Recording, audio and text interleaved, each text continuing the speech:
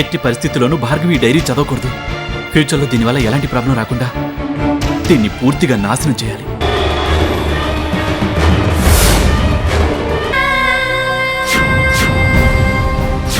నిన్ను ఒక అతను కోరుకుంటున్నాడు. ఆయన నువ్వు పెళ్లి చేసుకుంటే నా కూతురు లైన్ క్లియర్ అయిపోతుంది. సింపుల్.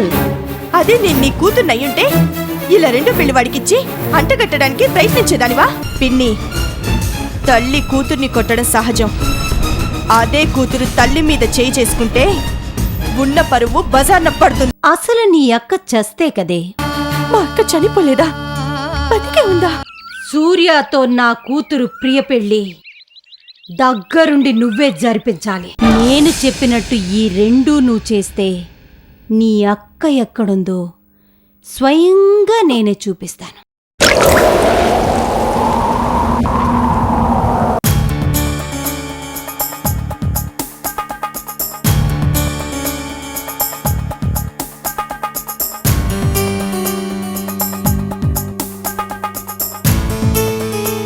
ఇప్పుడు ఈయన ఏ విషయం గురించి మాట్లాడబోతున్నారు? పైగా నేను మాట్లాడబోయే విషయం గురించే తను మాట్లాడతానన్నారు. నేను దేని గురించి మాట్లాడబోతున్నానో ఆయనకి తెలుసా? భార్గవి ఏమన్నా చెప్పుంటుందా?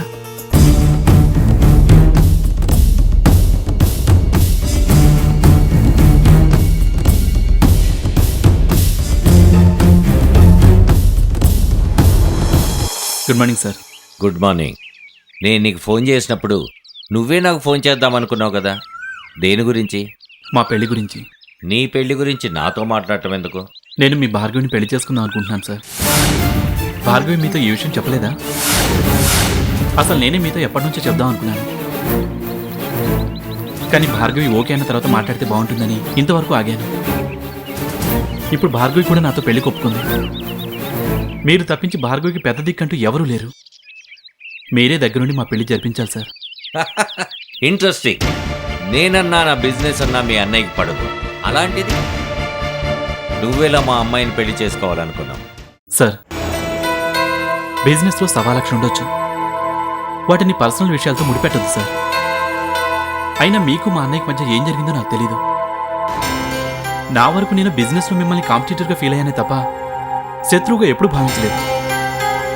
అలా ఆలోచించేవాడిని అయితే మీ ఇద్దరు అమ్మాయిల్ని నా ఆఫీస్లో జాయిన్ చేసుకునేవాడే కాదు. నువ్వెలా ఆలోచించావా అనేది నాకు అనవసరం. మా అమ్మాయిని ఒక ఇంటికి కోడలుగా పంపించే ముందు నేను 100 రకాలుగా ఆలోచిస్తాను. ఏ రకంగా చూసినా మాతో సంబంధం కలుపుకునే అంత రేంజ్కి మీ ఫ్యామిలీ ఎదగలేదు. ఒక్కసారి అబ్బాయి అమ్మాయి మనసులు కలిశాక ఇంకా ఈ ఫ్యామిలీ బ్యాక్గ్రౌండ్లు స్టేటస్లు ఎవరు చూస్తున్నారు సార్? ఒక్కసారి భార్గవిని అడగండి. తను నాలో ఏం చూసి ఇష్టపడిందో చెప్తుంది. తను నిన్ను ఇష్టపడిందో నువ్వే తన చుట్టూ తిరిగి ఇష్టపడేలా తిప్పుకున్నావో అర్థం చేసుకోలేనంత అమాయకుణ్ణి కాదు. అయినా ఈ డిస్కషన్ అంతా అనవసరం. నీకు ఫైనల్గా చెప్తున్నాను, నువ్వు భార్గవి జీవితం నుంచి తప్పుకో. అదే మన ఇద్దరికీ మంచిది. మీరు చాలా తెలివైన వాళ్ళు, చాలా ఉన్నతంగా ఆలోచిస్తారని ఇంతకాలం భ్రమపడ్డాను సార్. అందుకే ఈ విషయం మా అన్నయ్య కంటే ముందుగా మీతో చెప్పాను. కానీ మీరు కూడా చాలా మందిలాగే కామన్గా ఆలోచిస్తున్నారు. అయినా నేను పెళ్లి చేసుకోవడానికి కావాల్సింది భార్గవి అనుమతి, కానీ మీ అనుమతి కాదు. అనవసరంగా ఈ పగలు ప్రతీకారాలు మనసులో పెట్టుకోకుండా మాలో ప్రేమను అర్థం చేసుకొని మా పెళ్లి జరిపించి మీ పెద్దరికం నిలుపుకోండి.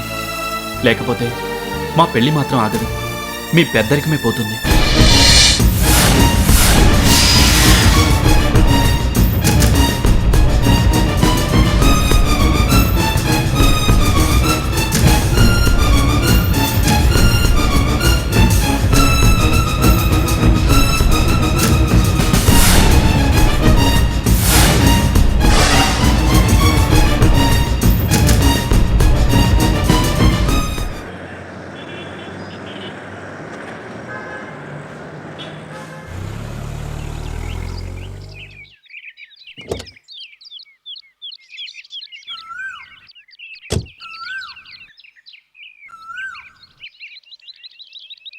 గాయత్రి,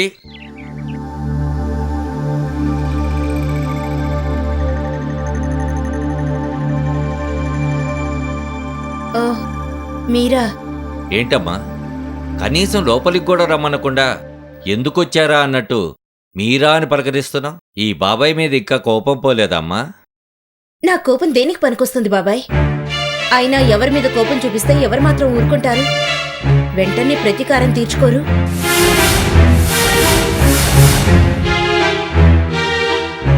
సరే రండి. ఏంటమ్మా, మీ ఆయన ఇంట్లో లేడా? లేరు.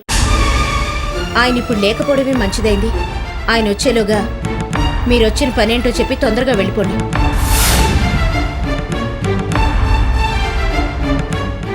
ఇప్పుడు నేనేం మాట్లాడినా నువ్వు అర్థం చేసుకునే పరిస్థితుల్లో లేవని నాకు తెలుసు. అయినా నేను ఇప్పుడు మాట్లాడబోయేది నీ చెల్లెల విషయం. అందుకే మాట్లాడి వెళ్తాను. భార్గవి సూర్యని పెళ్లి చేసుకోవాలనుకుంటుంది. నాకు ఆ విషయం తెలుసు బాబాయ్. వాళ్ళిద్దరికీ పెళ్లి జరిపించమని నేనే కదా మీతో చెప్పాను. నువ్వు చెప్పావని ఆ సూర్య కోసం చాలా చోట్ల ఎంక్వైరీ చేయించాను. పైగా బిజినెస్ పరంగా అతనితో ఉన్న రిలేషన్షిప్ బట్టి చెప్తున్నాను. ఆ సూర్య అంత మంచివాడు కాదమ్మా. వాడొక్కడు మాత్రమే కాదు, ఆ ఫ్యామిలీ మొత్తం అంతే. భార్గవి సూర్యని పెళ్లి చేసుకుని ఆ ఇంట్లో అస్సలు సుఖంగా ఉండలేదు. ఇవన్నీ భార్గవికి నేను ముందే చెప్పి చూశానమ్మా. కానీ సూర్యని భార్గవి చాలా ఇష్టపడుతుంది. నేనెంత చెప్పినా నా మాట వినడం లేదు. నేనే కాదమ్మా, ఇంకెవరు చెప్పినా వినదు, ఒక్క నువ్వు తప్ప.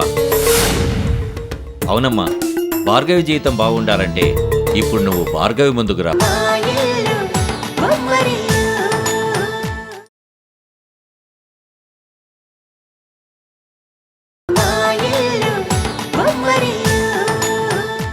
అవునమ్మా, భార్గవి జీవితం బాగుండాలంటే ఇప్పుడు నువ్వు భార్గవి ముందుకు రావాలి. బాబాయ్, నీ బాధంతా భార్గవి జీవితం పాడైపోతుందనా, లేకపోతే నీ కూతురు జీవితం పాడైపోతుందనా? చెప్పు బాబాయ్. గాయత్రి, నువ్వు ఇలా ఎందుకు మాట్లాడుతున్నావో నాకు అర్థం కావటం లేదు. మొన్న ఆఫీస్లో ఇదే మాట అన్నావు, ఇప్పుడు ఇదే మాట్లాడుతున్నావు. అసలు సూర్య మంచివాడు కాదంటుంటే ప్రియని మాత్రం ఇచ్చి ఎందుకు పెళ్లి చేస్తాను? వద్దు బాబాయ్, వద్దు. మీరింకా నన్ను నమ్మించాలని ప్రయత్నించొద్దు. ఆ శ్రీరామచంద్రుడు మంచివాడు కాదన్నా నమ్ముతానేమో కానీ సూర్య మంచివాడు కాదంటే మాత్రం నేను నమ్మను. 1-2 సంవత్సరాలు కాదు బాబాయ్, ఏకంగా 6 సంవత్సరాల స్నేహం మాది. సూర్య మనస్సు, మాట, ఆలోచన అన్నీ నాకు తెలుసు. పాపం ఎంతో కష్టపడి సూర్యని మీ కూతురుకిచ్చి పెళ్లి చేయాలనుకున్నారు. ఇప్పుడు సూర్య భార్గవిలు ఒకరినొకరు ఇష్టపడుతున్నారని తెలిసి వాళ్ళని విడగొట్టడానికి నన్ను ఆయుధంగా వాడుకోవాలని వచ్చారు. అంతే కదా బాబాయ్?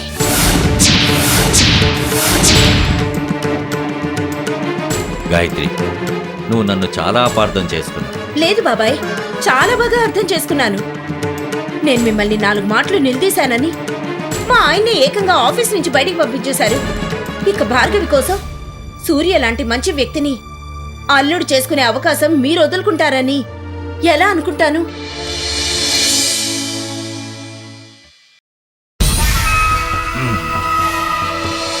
పట్టపగలు తలుపులోని బార్లా తెరిచి లోపలెవడితో మాట్లాడుతున్నావే? నువ్వా? నువ్వెందుకు వచ్చావు? నీకు ఈ తాగుడు అలవాటు కూడా ఉందా? ఆ రోజు ఆఫీస్లో అడిగితే పురుగుల మందు కలుస్తుందని కూల్ డ్రింక్ కూడా తాగనన్నావు. అంటే అబద్ధం చెప్పావా? అబ్బో, పెద్ద కనిపెట్టేశాడండి. తాగుతాను, లేకపోతే తాగిన సీసాలు మెళ్ళలో వేసుకుని ఊరేగుతాను. నీకేంటిటా? నువ్వేమైనా డబ్బులు ఇస్తున్నావా? ఛీ, ఎంత అమాయకుళ్ళ నటించావురా. తాగి ఇంటికి రావడానికి సిగ్గులేదు. ఏ ముసలోడా, ఏంటి నోరులేస్తోంది? ఇదేమన్నా నీ ఆఫీస్ అనుకున్నావా? ఎక్కువ వాగావంటే తాట తీస్తా. అవునరా, నీ ఆఫీస్ వైపు వస్తే కాళ్ళెరగొడతానన్నావు. సిగ్గు లేకుండా నా ఇంటికి ఎందుకు వచ్చావు? అసలు నిన్ను కాదు, దీన్ని అనాలి. వీణెందుకు లోపలికి రానిచ్చావు? జరిగిన దానికి ఇంకా సిగ్గు రాలేదా నీకు? ముందు ఈ ముసలాన్ని అర్జెంటుగా ఇక్కడి నుంచి బయటికి పోయింటే లేదంటే నువ్వు గెట్ అవుట్ అయిపో. నా కోసం మీ ఇద్దరు గొడవ పడాల్సిన అవసరం లేదు, నేనే వెళ్తాను. అమ్మా గాయత్రి, ఏరి కోరి గొప్ప సంబంధమే చూసుకున్నావమ్మా. ఏయ్, నోరు మూసుకొని వెళ్ళమంటే ప్రేమల్లా నీతి శతకాలు చెప్తావేంట్రా? వెళ్తావా గెంటేమంటావా? వెళ్ళా.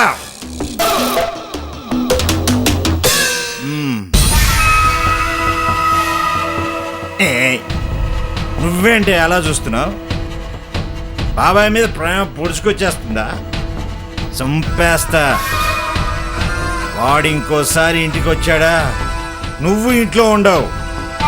జాగ్రత్త.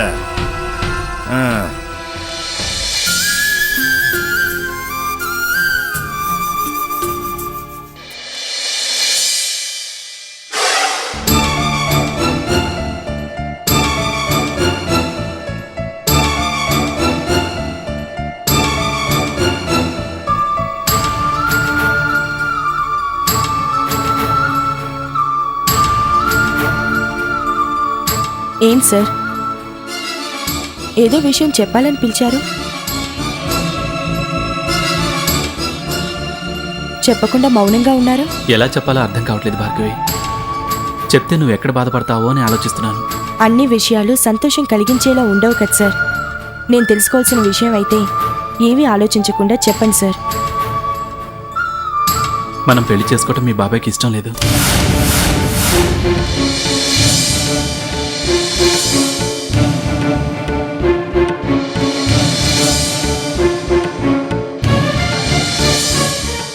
ఏంటి సార్ మీరు చెప్తున్న నిజమా? నిజం భార్గవి. ఈరోజు మీ బాబాయ్ నన్ను కలిశారు. మీతో సంబంధం కలుపుకోవడానికి మా ఫ్యామిలీ స్టేటస్ సరిపోదట. నన్ను నీ జీవితం నుంచి తప్పుకోమని వార్నింగ్ ఇచ్చారు. నమ్మలేకపోతున్నాను.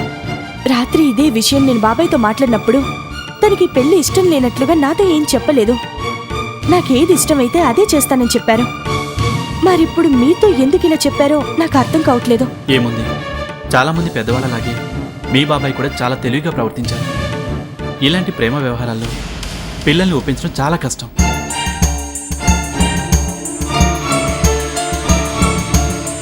అందుకే ఆయనకున్న పలుకుబడిని చూసి నేను బెదిరిపోతానని నీ జీవితం నుంచి తప్పుకోమని నాకు వార్నింగ్ ఇచ్చారు. ఇప్పటి వరకు మన పెళ్లి మా పిన్నికి మాత్రమే ఇష్టం లేదనుకున్నాను. ఇప్పుడు బాబాయ్కి కూడా ఇష్టం లేదన్నమాట. బాబాయ్ కూడా నాటకాలు ఆడటం మొదలు పెడుతున్నారా? మా పిన్నైతే ఏకంగా చనిపోయిన మా అక్క బతుకుందని, ఈ పెళ్లి చేసుకోకపోతే తన ఆచూకి చెప్తానని చెప్పింది. అసలు వీళ్ళంతా మన పెళ్లికి ఎందుకు ఇలా అడ్డం పడుతున్నారు? మీ ఇంట్లోనే కాదు భార్గవి, మా ఇంట్లోనూ అదే పరిస్థితి. నిన్ను పెళ్లి చేసుకోవటం మా అన్నయ్య వదినకి ఇష్టం లేదు. అసలు వీళ్ళందరినీ ఎలా ఒప్పించాలో అర్థం కావట్లేదు. అసలు మనిద్దరి పెళ్లి మాత్రమే ఇష్టం లేకపోతే ఏదోలా ఒప్పించి పెళ్లి చేసుకోవచ్చు. కానీ మనిద్దరిని వేరే వాళ్ళతో పెళ్లి చేయాలన్న ఆలోచనతో ఉన్నారు వాళ్ళు. వాళ్ళని మార్చడం చాలా కష్టం. దీనికి ఒక్కటే పరిష్కారం.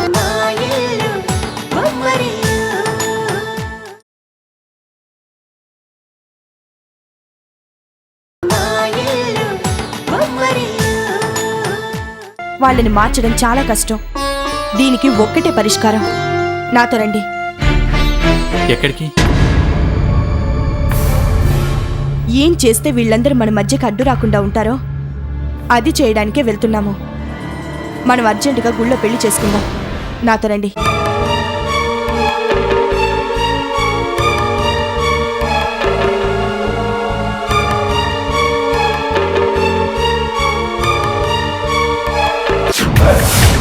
ఈ విషయం వెంటనే కాంచనా మేడంకి చెప్పాలి.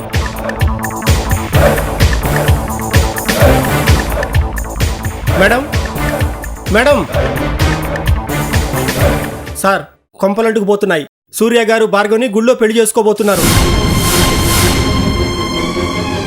ఏంటండి? సూర్య గుళ్ళో పెళ్లి చేసుకుంటున్నాడంట. నిజం సార్, వాళ్ళిద్దరూ మాట్లాడుకొని గుళ్ళో పెళ్లి చేసుకుందాం అనుకోవటం నేను స్వయంగా విన్నాను. ఆలస్యం చేస్తే పెళ్ళైపోతుంది సార్. నేను అనుకున్నట్టుగానే అయ్యింది. చూడండి, చివరికి మీ తమ్ముడు ఎంత పని చేశాడో. ముందు నుంచి నేను మిమ్మల్ని హెచ్చరిస్తూనే ఉన్నాను. మీరు నా మాట సీరియస్గా తీసుకోలేదు. ఇప్పుడు చూడండి, పరిస్థితి మొత్తం చేయి జారిపోయింది. అసలు ఇంట్లో సూర్య చేసింది ఏమీ లేదు. ఆ రాజేందర్ ట్రాప్లో ఇరుక్కున్నాడంతే. ఆలస్యం చేస్తే ఎక్కడ తన భార్య సొంత కూతుర్ని సూర్యకిచ్చి పెళ్లి చేస్తుందన్న భయంతో తెలివిగా భార్గవ్ని సూర్యకిచ్చి కట్టబెడుతున్నాడు. నా కంఠంలో ప్రాణం ఉండగా ఈ పెళ్లి జరగనివ్వను. పదా.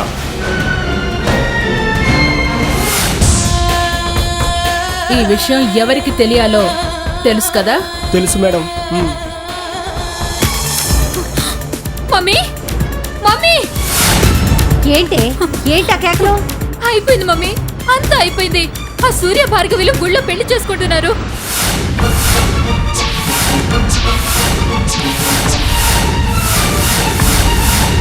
ఏంటి నువ్వనేది? అవును మమ్మీ, ఇన్నాళ్ళు ఎవరినైతే దానికి దక్కనివ్వకూడదని ఇన్ని ప్లాన్లు వేశామో అన్ని బూర్తలు పోసిన పన్నీర్ అయిపోయాయి.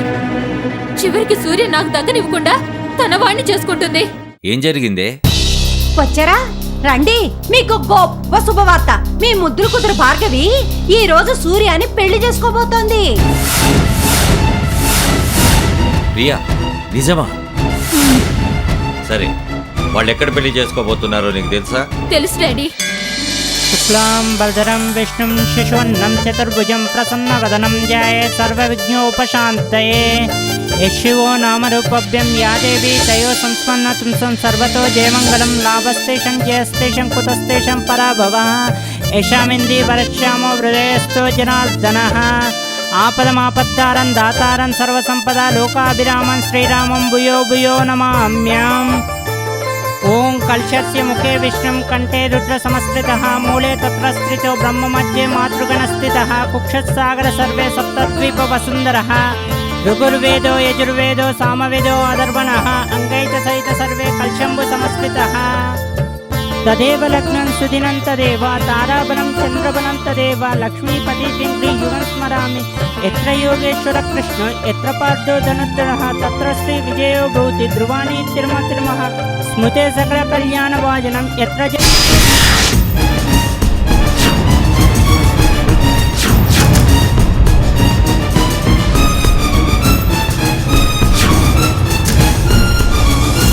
ఏషం హృదయోస్తో మంగళాయతనం హరిం నారాయణం మహాయజ్ఞాయం విశ్వబ్రహ్మణం పూరాయణం శ్రీ లక్ష్మీనారాయణ.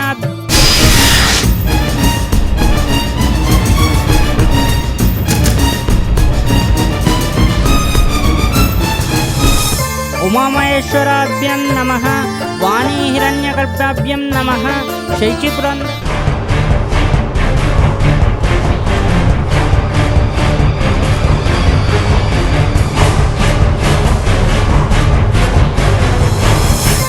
సర్వేభ్యో మహాజనేభ్యో వైష్ణవేభ్యో నమః. ఓం ప్రకృతాయ నమః వికృతాయ నమః విద్యాయ నమః. సర్వభూతైత